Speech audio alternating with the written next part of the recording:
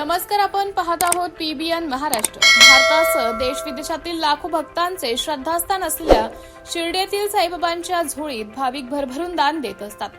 रामनवमी उत्सवाच्या पहिल्या दिवशी जुन्नर जिल्हा पुणे महाराष्ट्र येथील साईभक्त बापू जाधव यांनी साई चरणी 928 ग्रॅम वजनाचा आकर्षक नक्षीकाम असलेला चांदीचा हार बाबांच्या चरणी अर्पण करून संस्थानचे उपमुख्य कार्यकारी अधिकारी भीमराज दराडे यांच्याकडे सुपूर्द केला आहे।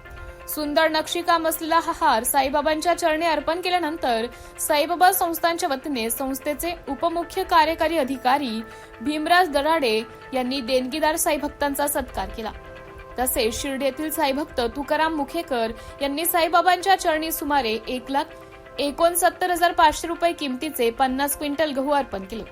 या गव्हाचा उपयोग साईबाबा संस्थानच्या साई प्रसादालयात करण्यात येणार आहे। यावेळी साईबाबा संस्थानच्या वतीने देणगीदार साईभक्त तुकाराम मुखेकर यांचा देखील सत्कार केला आहे।